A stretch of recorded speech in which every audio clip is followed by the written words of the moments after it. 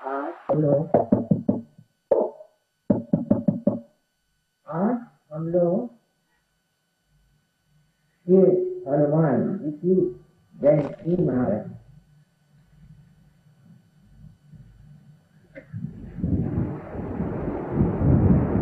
हनुमान जी के बारे में क्या कहें कि वो जितने शक्तिमान थे, जितने गुणवान थे, उतने ही वो श्रद्धामय और भक्तिमय। अधिकतर मनुष्य जो बहुत बलवान हो जाता है और जिसके पास शक्ति आ जाती है, जिसे हम लोग कहें कि राइट साइडेड हो जाता है, और वो अपने को इतना ऊंचा समझता है कि अपने आगे किसी को भी नहीं मानता। पर हनुमान जी एक विशेष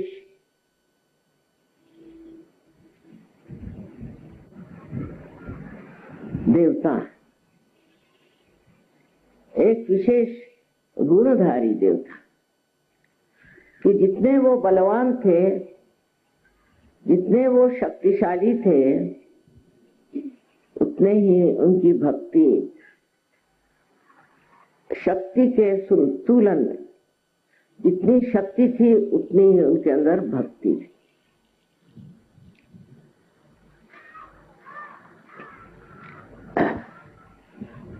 ये संतुलन उन्होंने किस प्रकार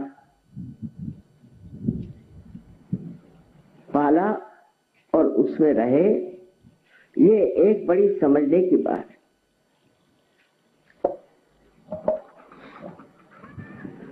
जब हम सहयोग में पार हो जाते हैं और सहयोग में हमारे पास अनेक शक्तियां आ जाती,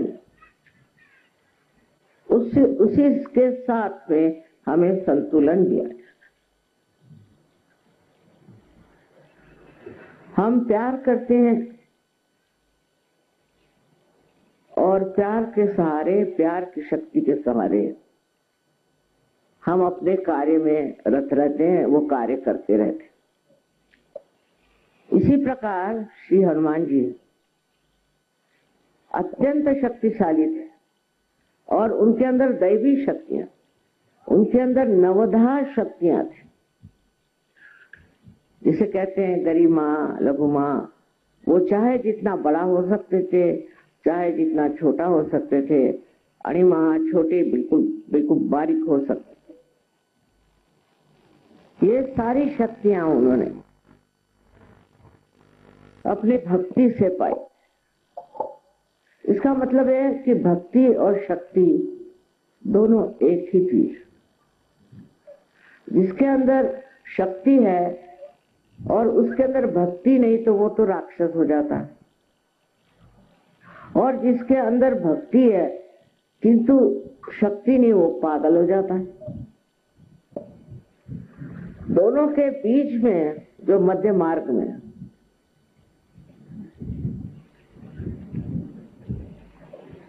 इस चीज को पाता है, जिसे आप शक्ति कहिए चाहे भक्ति कहिए, उसके शरीर का अंग अंग उसी से बना रहता है। इस उसकी विशेषता के कारण आज बजरंगबली को हम देश विदेश में भी उनकी बहुत अर्चना करते हैं। मुझे आश्चर्य लगता है कि प्रदेश के जो छोटे लड़के हैं, बच्चे हैं, जब वो कोई सा भी चित्र बनाते हैं तो पहले हनुमान जी का ही चित्र बनाते हैं।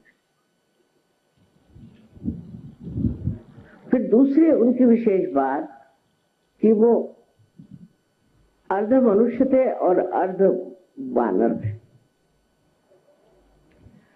माने पशु और मानव का बड़ा अच्छा मिश्रण था।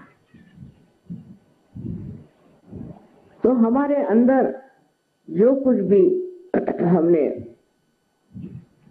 अपने उत्क्रांति में, अपने एवोल्यूशन में पीछे छोड़ा है, उसमें की जो प्रेम और उसमें की जो आसक्ति थी, वो उन्होंने अपने साथ ले ली। जैसे कि आप देखते हैं कि गुरुओं का जो मार्ग माना जाता है, जिसमें के गुरु के कौन से प्राणी उनके सेवक माने जाते हैं, सो कुत्ते को मानते हैं। कुत्ते में वो विशेषता है कि गुरु के जैसे एक साधक पूर्णतया समर्पित होता है और गुरु के सिवा उसका और कोई मालिक नहीं होता, कोई और उसका विचार नहीं होता। हर समय वो अपनी जान लगा देता है अपने मालिक के लिए। इसी प्रकार एक समझना चाहिए कि एक प्राणी जो कि उत्क्रांति में बढ़ा हुआ है, जब वो मनुष्य के सानिध्य में आता है तो वो क्या सीखता है? परम भक्ति। इसका मतलब है भक्ति हमारे अंदर जन्मतः बनी हो, पूर्णतया पहले ही से हमारे अंदर भक्ति का बीज बोया। जब हम लोग इस दशा में नहीं थे, मानव दशा में नहीं थे, तब हमारे अंदर भक्ति का उद्भव बहुत हो। भक्ति बुरी तरह से हमारे अंदर समा गई। आप किसी भी जानवर को ले लीजिए, उससे आप स्नेह लें, जरा सा स्नेह दें, जरा सा प्यार दें, वो इस तरह से आपसे निकट हो जाता है, इस तरह आपको मानता है और इस तरह आपसे प्यार करता है। घोड़े की भी बात आपने सुनी होगी कि घोड़े जो है वो अपना सवार जब गिर जाता है या वो मरने को होता है तो उसके ऊपर छा जाता है।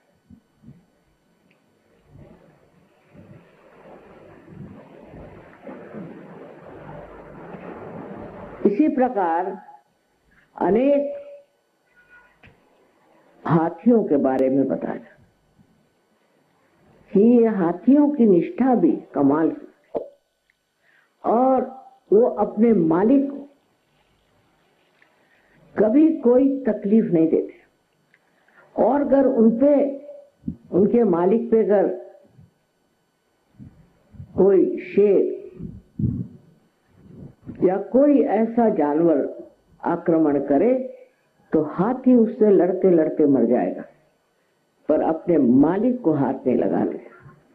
ये जो रिश्ता एक मालिक का और ऐसे ऊंचे पहुंचे हुए जानवरों का है, ये रिश्ता हमारे अंदर भी स्थित है, पहले इसे बंधा हो। और इस रिश्ते के साथ वो शक्ति भी हमको मिलती है।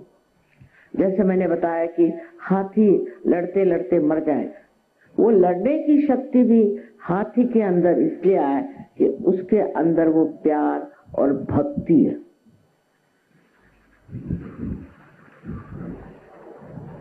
हम लोग कहते हैं कि सहयोग ये प्यार का, परमेश्वरी प्रेम का कार्य है, बात सही, पर इसी कार्य को करते वक्त उसकी शक्ति भी उसी में नहीं है।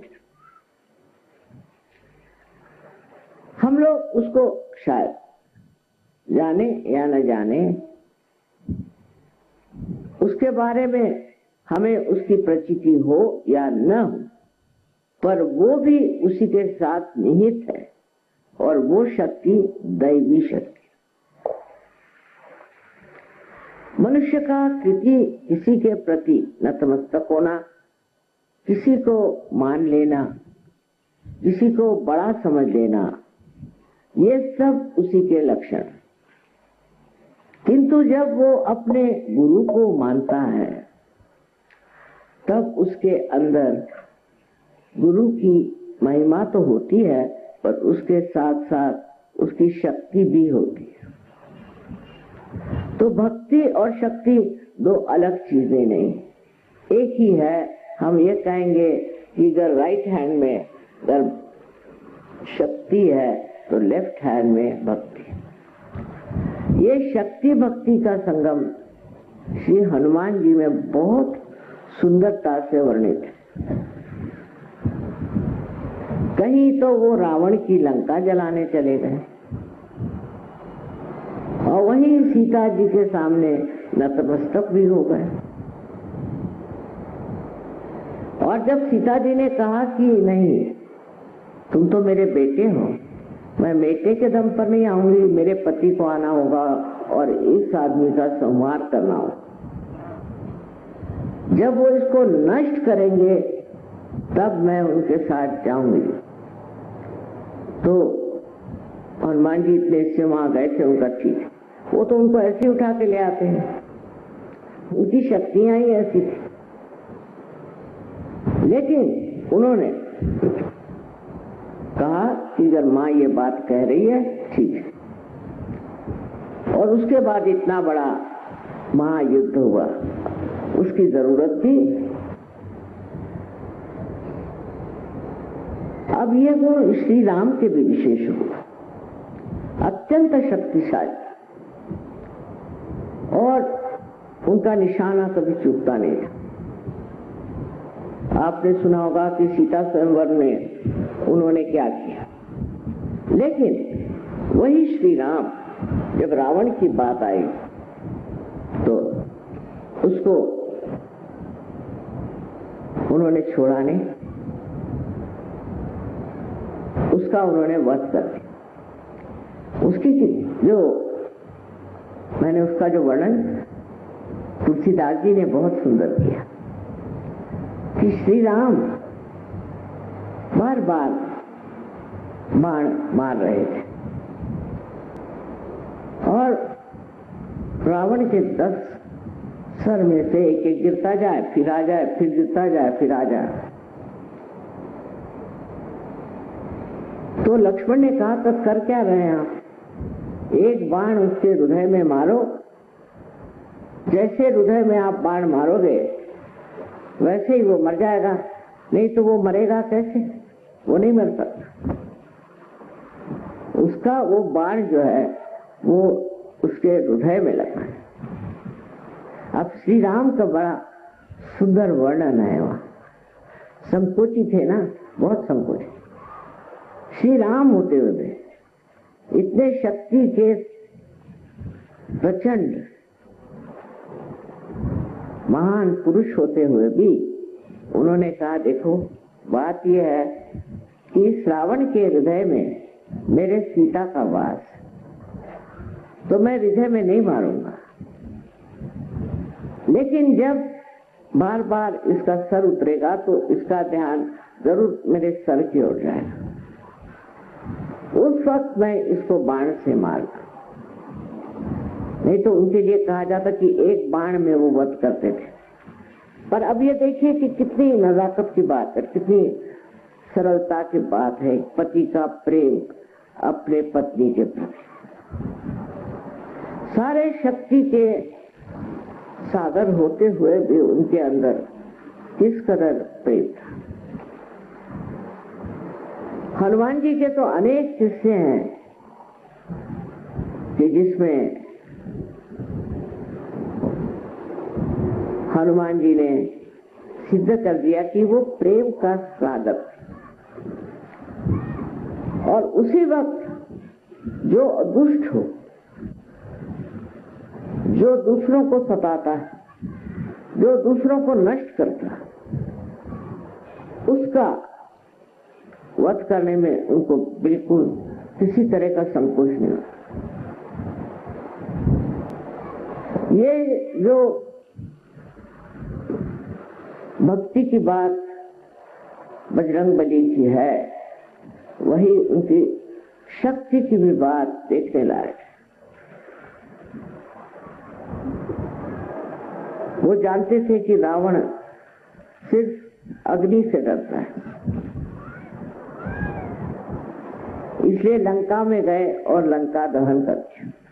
ये उनकी शक्ति की बात है कि उन्होंने लंका दहन कर दिया, और उस दहन में किसी को मारा नहीं, किसी को जलाया नहीं। रावण भी जला नहीं, कोई नहीं जला, पर उसे दहशत हो गई तो लोग घबरा गए कि रावण क्या पाप कर रहा है। रावण जो इस तरह के कार्य कर रहा था, पहले लोगों में सम्मत था। वो कहते भाई ये रावण ही है, क्या है, इसकी इच्छा जो है सो है, इसको जो करना है सो करने दो, हम उसको कहने वाले कौन होते हैं, रावण तो रावण ही हुआ। लेकिन जब, कितनी समझदारी की बात है कि जब लंका जल उठे, जब लंका का दहन हो गया, तब लोग समझ गए कि ये तो बड़ी खतरनाक बात है, बड़ी घबराने की, क्योंकि लंका का दहन हो गया और हम लोग अगर जल गए होते तो। अब आग की विशेषता ये कि ऊपर जाती है, नीचे नहीं आती। सब लोग नीचे से ऊपर देख रहे थे कि जल रही है, जल रही है, जल रही है, पर पूरा लंका दहन हो गया लेकिन कोई जला नहीं। ये डराने के लिए, उनको समझाने के लिए कि रावण महापाप कर रहा है, उन्होंने ये कहा। कितनी समझदारी और कितना संतुलन बजरंगबली में था, ये देखना है। यही हम देखते हैं इतिहास में भी, जितने लोग शक्तिशाली बहुत थे उनमें अत्यंत प्रेम था। अगर आप देख लीजिए तो शिवाजी महाराज का एक उदाहरण है कि वो इतने शक्तिशाली थे पर उतने ही बहुत तमीज़दार, बहुत कायदे के और बहुत ही ज्यादा संयमित आदमी थे। ये संतुलन जब आप में आ गया तब आप सहयोगी हैं। अगर आपके अंदर शक्ति आ गई, इसका मतलब ये नहीं कि आप अपने प्रेम और व्यवहार उसको किसी तरह से त्याग दें, किंतु आप शक्तिशाली हैं। उसकी शोभा ही ये है कि आप, जो लोग दलित हैं, जो गरीब हैं, जो दुखी हैं, जो पीड़ित हैं, जिन पे आफत आई हुई है, उनके संरक्षण में, और जो लोग उनको पीड़ा देते हैं, जो नाश करते हैं, जो सताते हैं, और जिन्होंने हर तरह की परेशानी लोगों के लिए खड़ी की है, ऐसे लोगों आप कुछ करने की जरूरत नहीं, सिर्फ बंधन से ही आप ठिकाने लगा सकते हैं। ये जो आपके अंदर शक्तियां आ गई हैं, इसका इस्तेमाल इसीलिए करना चाहिए कि जिससे जो दुष्ट हैं वो खत्म हो जाए। लेकिन आपकी शक्ति में हाथ में तलवार या गदा नहीं, हनुमान जी जैसे बाह्य में गदा नहीं है, पर अंतर में है। आपके अनुभव आप देख लीजिए कि जो आदमी परेशान करता है, तंग करता है, उस पे गदा प्रहार हो जाता, चाहे आप हाथ में गदा उठाइए या नहीं उठाइए। इस तरह से आप तो स्वयं सुरक्षित हैं, आपकी तो सुरक्षा है ही, लेकिन उसके साथ ही साथ आपके जो दूसरे सहयोगी हैं उनकी भी सुरक्षा, इस तरह से बचत हो जाती।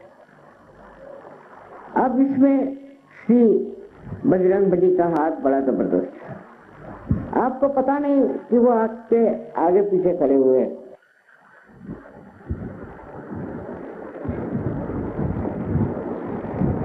है तो उनका स्वभाव बच्चों जैसा, बहुत निर्मल और बहुत सरल, लेकिन इतनी समझदारी और हर तरह की खूबियां वो जानते हैं।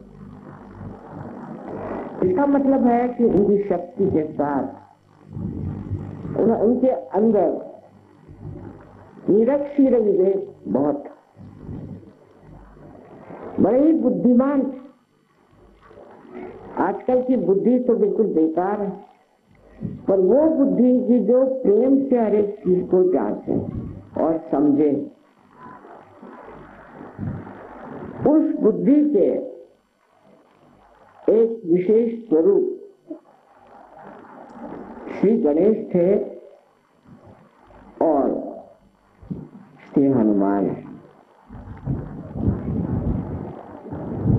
दोनों में विशेषता ऐसी है कि हनुमान जी बहुत बलिष्ठ, बहुत तेज ऐसी देवता है और श्री गणेश ठंडे हैं। लेकिन दोनों जब वक्त पड़ता है तो बहुत बड़े संहार होता है।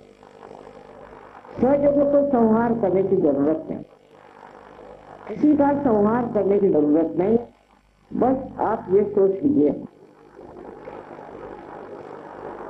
कि आपके साथ ही ये दोनों हर पल हर क्षण है। जब भी आपको कोई परेशान करे, तंग करे, तो साक्षात आपके संरक्षक आपके साथ होंगे। बहुत से बार आप सुनते होंगे कि ये मिनिस्टर लोग जाते हैं, कोई जाता है तो उनके साथ सिक्योरिटी चलती है। सहयोगियों की सिक्योरिटी उनके साथ ही चलती है।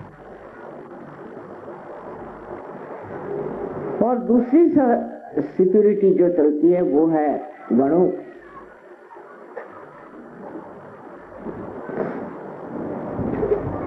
अब इनका तो कार्य बहुत ज्यादा विविध है, तरह तरह छोटे छोटे काम भी करते, और यही है कि श्री गणेश को वो गणपति है, उनको सब खबर देते हैं आपके बारे में कि क्या हो रहा है, कहाँ गड़बड़ हो रही है, कहाँ से आप पर आक्रमण हो रहा है, कहाँ से आपको तकलीफ हो रही।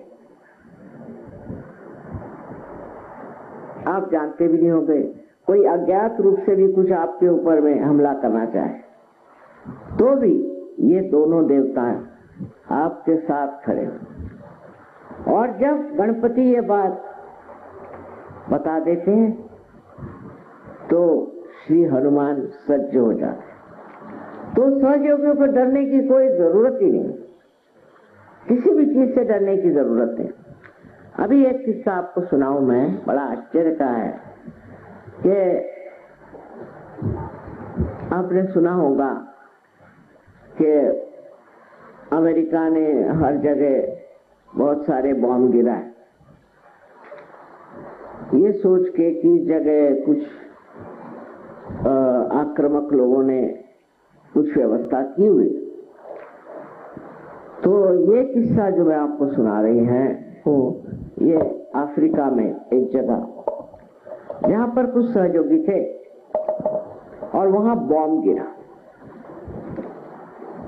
वो बॉम्ब गिरने से वहां के जितने भी लोग थे सब मर गए और सहयोगियों को कुछ भी नहीं हुआ। वो बड़े हैरान, उनके ऊपर धूल भी नहीं आई। तो कभी वो कबीला नहीं आए, कभी उन्होंने सोचा नहीं था कि कबीला आएंगे, पर जब ये हुआ तो कबीला आए और आके बताया मां पता नहीं किसने हमें बचा लिया, किसने हमारी रक्षा की, लेकिन हम सारे सहयोगी बच गए और बाकी सब लोग मर गए।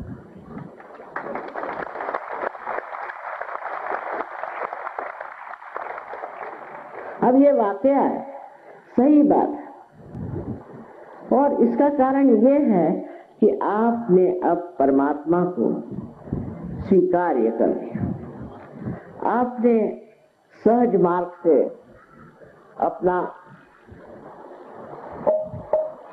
आत्मा चेतित कर लिया।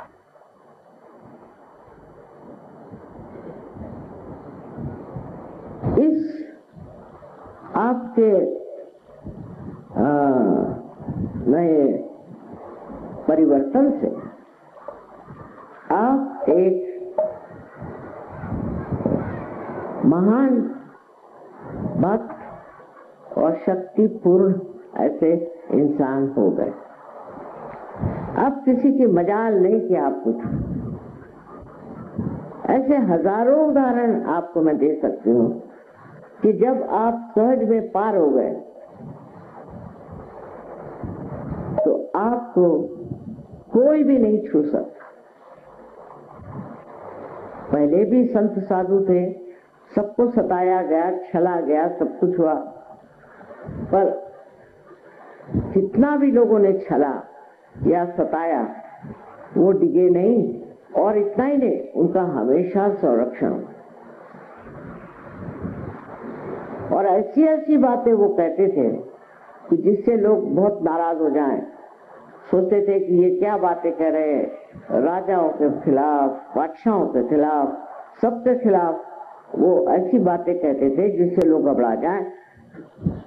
पर हनुमान जी की शक्ति से उनको कोई नहीं छू सका, उनको किसी ने नहीं मारा। ख्वाजा निजामुद्दीन साहब के बारे में एक बड़ा अच्छा किस्सा है कि वो उनसे उनके बादशाह ने कहा कि तुम आकर के मेरे सामने झुको, कुर्मी साफ करो। उनका नहीं, मैं आपके सामने नहीं झुकने वाला, आप कौन होते हैं? बहुत नाराज हुआ। उसने कहा कि अगर 3 दिन के अंदर आप मेरे आके आपने अगर सर नहीं झुकाया तो मैं आपकी गर्दन कटवा दूं। उनका कटवा दूं मैं, क्योंकि आप कोई बड़े साधु संत नहीं जो आपके सामने मैं झुकूं। तो उन्होंने आकर के बड़ा हंगामा मचाया कि 3 दिन बाद जाकर के इस आदमी की गर्दन काट। जिस दिन उसकी गर्दन काटने वाले थे उसी रात इसी बादशाह की गर्दन कट गई, कैसे पता नहीं। अगर ऐसे इतिहास में न होता तो जो बड़े बड़े साधु संत हो गए, जो बड़े बड़े धर्मवीर हो गए, वो खत्म हो जाते। क्योंकि राष्ट्र की प्रवृत्तियां इतनी ज्यादा बलवती है, इतनी हिंसक है और इतनी व्यापक है कि वो इन लोगों को तो खत्म कर ही दे। किंतु उनके पीछे परमात्मा है, और परमात्मा जो है वो एक तरफ हनुमान और दूसरे तरफ गणेश, ये 2 शक्तियां मिलकर के बना। वो संरक्षक, वो संभालता है। राणा प्रताप का किस्सा है मेवाड़ के, कि वो जब लड़ाई में गए तो उनके सैनिकों ने सोचा कि भाई ये तो हारने वाले, तो उससे पहले आप वापस जाइए, क्योंकि हम चाहते हैं आप बच जाएं मेवाड़ के लिए। सुनता नहीं, तुम लोग सब वापस जाओ, मैं तो ऐसे ही डटा रहूंगा क्योंकि गण मेरे साथ खड़े हुए हैं। सहयोगी थे ना वो भी। आपको जाना तो आप लोग जाइए, मैं तो ऐसे डट के खड़ा रहूंगा क्योंकि गण मेरे साथ। बस एक समझ लीजिए कि आपके आगे पीछे हर तरह के संरक्षण।